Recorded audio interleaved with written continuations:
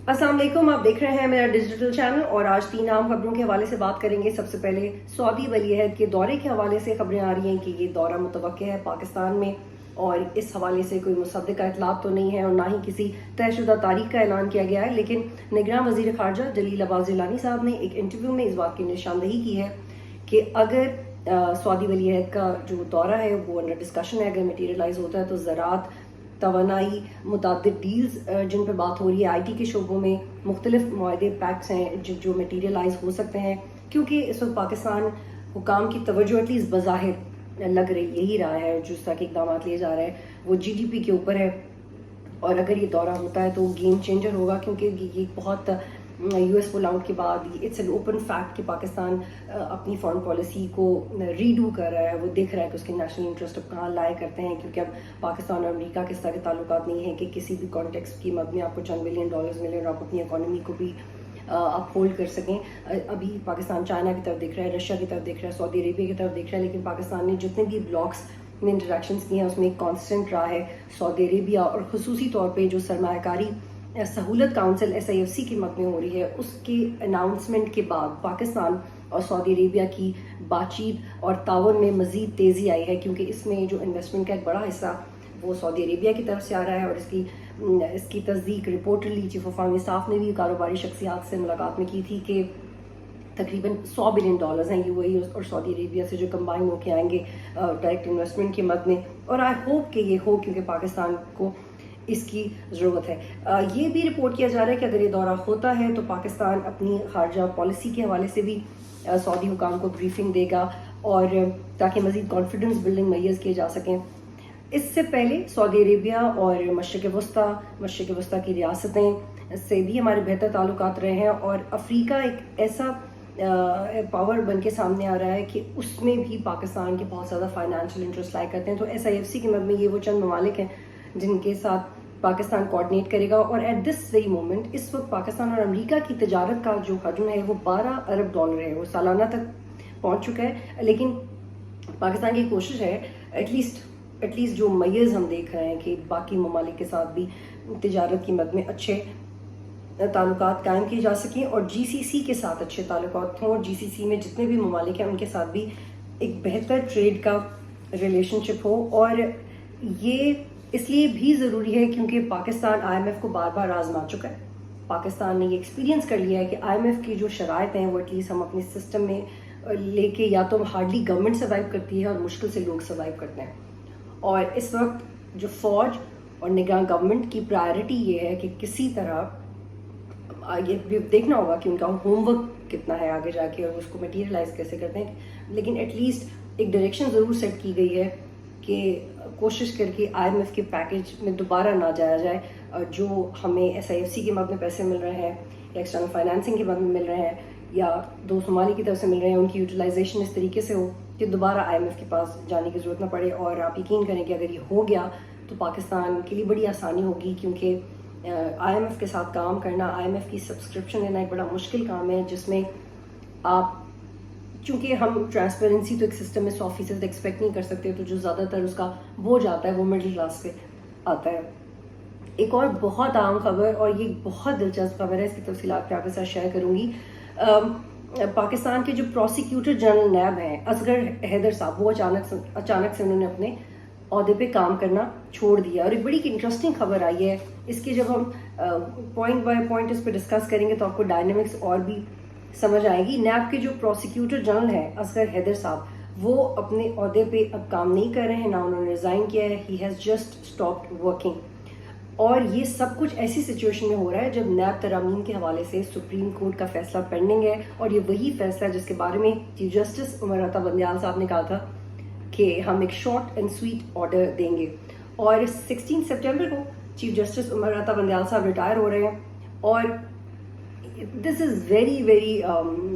Visible कि, और apparently वो चाहते हैं कि एज लॉन्ग एज वो इस कुर्सी पे हैं किसी तरह वो कुछ शख्सियात को रिलीफ दे सकें, जो कि उनकी वाज़ेह इंक्लिनेशन है और जिस पे वो हमेशा काम करते रहे हैं। अब असगर हैदर साहब के बारे में एक बड़ा इंटरेस्टिंग फैक्ट है कि पाकिस्तान की हिस्ट्री में ये वाहिद ऐसे प्रोसिक्यूटर जनरल नैब थे जिनको 2 दफ़ा तौसीह मिली। एक दफ़ा तो अपॉइंट हुए, फिर इनको तौसीह मिली। تو اگر یہ ایک ایسی مثال میں آتے ہیں جہاں پہ ان کو توسیع دی ایک دفعہ نون لیگ کے دور میں، ایک دفعہ پی ٹی آئی کے دور میں، تو اب ان کی کیا مجبوری ہے کہ وہ اتنے کروشل فیز میں، جب جوڈیشری میں ایک ڈیوائڈ ہے، جب پولیٹیکل انسٹیبلٹی ہے، جب پاکستان معاشی طور پہ لڑ رہا ہے، تو ایک ایسا عہدہ جس کی بڑی ایک انٹرفیرنس رہی ہے بڑے فیصلوں میں، اس کا بڑا امپیکٹ رہا ہے، وہ کام کرنے سے کیوں آگے نہیں جانا چاہتے. 2018 میں جو اس وقت کے وزیر اعظم تھے خاقان عباسی صاحب، انہوں نے ان کو تعینات کیا تھا، اور پی ٹی آئی کی حکومت نے ایک آرڈیننس کے ذریعے، یعنی ان کو ریٹین کرنے کی اتنی ایمرجنسی تھی اور یہ اتنے ضروری تھے اس وقت سسٹم کے لیے کہ ایک آرڈیننس کے ذریعے ان کی جو جاب تھی اس کو ایکسٹینڈ کر دیا گیا، ان کی مدت ملازمت میں توسیع کر دی گئی. اور یہاں پہ ہم یہ نہیں بھول سکتے کہ جو نیب کا قانون ہے وہ یہ کہتا ہے کہ پروسیکیوٹر جنرل کی مدت ملازمت میں توسیع نہیں ہونی چاہیے، اور ایگزیکٹلی جو اس کی ورڈنگ ہے وہ یہ ہے کہ قومی احتساب آرڈیننس کے سیکشن 38A میں یہ کہا گیا ہے کہ پروسیکیوٹر جنرل 3 سال کے لیے ناقابل توسیع مدت کے لیے عہدہ سنبھالے گا اور 3 سال کے بعد ریٹائر ہو جائے گا. کچھ بھی ہو جائے، اس کا بڑھ نہیں سکتی مدت ملازمت. لیکن ایک آرڈیننس کے تحت، پریزیڈنشیل انٹرفیرنس کے تحت اصغر حیدر صاحب کی مدت ملازمت میں توسیع کی گئی، لیکن اب وہ یہ سمجھتے ہیں کہ ان کو کام نہیں کرنا چاہیے. رپورٹڈلی جب کچھ رپورٹرز کی ان سے بات ہوئی ہے تو انہوں نے یہ کہا ہے کہ آپ ایسی صورتحال میں کیوں عہدہ استعفیٰ دے رہے ہیں. تو بڑی انٹرسٹنگ ریزن انہوں نے دی. انہوں نے کہا جی اگر ایک جج ہے وہ 65 ایئرز اولڈ میں ریٹائر ہو سکتا ہے، 65 ایئرز میں ریٹائر ہو سکتا ہے، تو ایک پروسیکیوٹر جنرل بھی ہو سکتا ہے. حالانکہ نیب قانون میں ایسی کوئی بات نہیں ہے کہ آپ کی کیا عمر ہو گئی ہے تو آپ کو ریٹائر ہو جانا چاہیے. اس میں صرف ایک بات واضح طور پہ لکھی ہوئی ہے کہ آپ نے 3 سال نوکری کرنی ہے، اس کے بعد آپ اپنے گھر جائیں. اور ایٹ دا سیم ٹائم جو NAO ہے جو کہ نیب کو کنٹرول کرتا ہے، وہ بھی اسی طرح کے تقاضوں کی بات کرتا ہے کہ آپ 3 سال کام کریں، اس کے بعد جائیں، اور اگر آپ کو ایکسٹینشن ہوگی تو بھی آپ کام کریں اور گھر جائیں. لیکن آپ خود سے کوئی ریزن ایسا قانونی طور پہ یہ کوئی جواز نہیں بنتا کہ میں 75 سال کا ہو گیا ہوں، میں 70 سال کا ہو گیا ہوں اور میں جا رہا ہوں. اس میں ایک اور NAO کے سیکشن 8 میں ایک بڑی عام بات کی گئی کہ صدر پاکستان چیئرمین نیب کے مشورے سے ایسے کسی بھی شخص کو جو سپریم کورٹ کے جج کے طور پہ تعینات ہو اور ہونے کا اہل ہو، اسے بطور پروسیکیوٹر جنرل مقرر کر سکتے ہیں. اسی لیے اتنی اسموتھلی جو اصغر حیدر صاحب ہیں ان کی اپوائنٹمنٹ ہو گئی تھی. اب یہ بڑا انٹرسٹنگ ہے کہ اس سال اصغر حیدر صاحب 65 ایئرس کے ہو تو گئے ہیں، لیکن وہ پچھلے 3 ماہ سے ہی چاہ رہے تھے کہ وہ ریزائن کر دیں. اور رپورٹڈلی اس کی وجہ یہ بھی ہے کہ انہوں نے ایک میٹنگ میں ایک رپورٹر سے یہ کہا ہے، اور ہمارے جو میری بھی کچھ لوگوں سے بات ہوئی، کہ وہ چیف جسٹس عمر عطا بندیال صاحب کے دوست بھی ہیں، اور وہ یہ سمجھتے ہیں کہ شاید چیف جسٹس کے لیے بھی may be he is in hot waters, ان کے لیے بھی حالات خراب ہوں، اور یہ ان کے دوست ہیں. اور نیب کے کیسز ان ترامیم کے بعد یا کورٹ کے آرڈر کے بعد کھلنے جائیں پراپرلی، تو شاید وہ ان سے بچنے کے لیے بھی استعفیٰ دے رہے ہیں. لیکن جو ان کی وجہ بتائی گئی ہے اس میں اتنا وزن نہیں ہے. اور ایک اور بات میں آپ سے شیئر کروں کہ نیب کی جانب سے عمر کی حد کی تشریح مختلف تھی. نیب کا موقف ہے کہ پروسیکیوٹر جنرل ریٹائرمنٹ کی عمر کی کوئی حد نہیں. اب ایک طرف اصغر حیدر صاحب کہہ رہے ہیں کہ میری عمر ہو گئی ہے، میں عہدہ چھوڑ کے جا رہا ہوں. دوسری طرف وہ عمر عطا بندیال صاحب کے دوست بھی ہیں. تیسری طرف نیب کے حوالے سے جو کیسز ہیں وہ دوبارہ کھلنے بھی والے ہیں. اور and the fourth point is کہ نیب کا قانون ان کے اس پوائنٹ کو سپورٹ نہیں کرا. تو آپ یہ پولیٹیکل کنیکشن اینڈ ڈائنامکس سمجھ سکتے ہیں کہ اس وقت ہی کیوں یہ اپنا عہدہ چھوڑنے جا رہے ہیں. اور ایک اور اہم فیکٹ آپ سے شیئر کرتے ہیں کہ اس وقت جو نیب کے کیسز ہیں عمران خان کے خلاف، جس میں یہ اصغر حیدر صاحب پروسیکیوٹر جنرل کا کردار ادا کرتے رہے ہیں، 190 ملین پاؤنڈز کا کیس ہے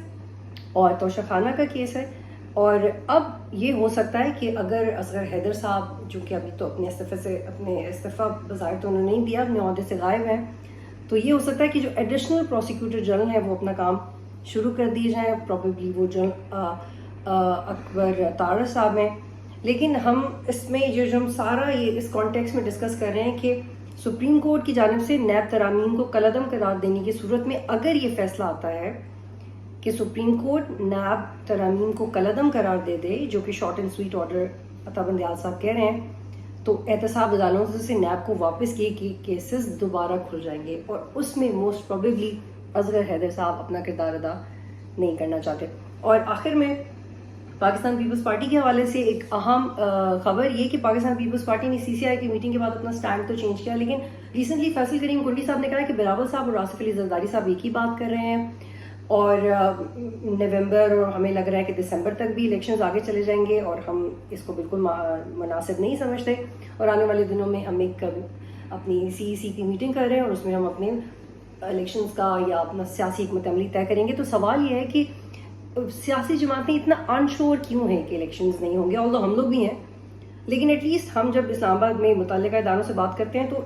اور یہ رپورٹ بھی ہوتا رہا ہے کہ اس وقت اسٹیبلشمنٹ اور ادارے they are driving towards election, سب چاہتے ہیں کہ الیکشنز ہوں، لیکن جو پرائرٹی ہے وہ اکانومی ہے۔ 2 3 4 5 6 ماہ لگ سکتے ہیں، لیکن ایونچولی الیکشنز ہوں گے۔ ایسا نہیں کہ 2 3 سال یہ سسٹم چلتا رہے، لیکن پولیٹیکل پارٹیز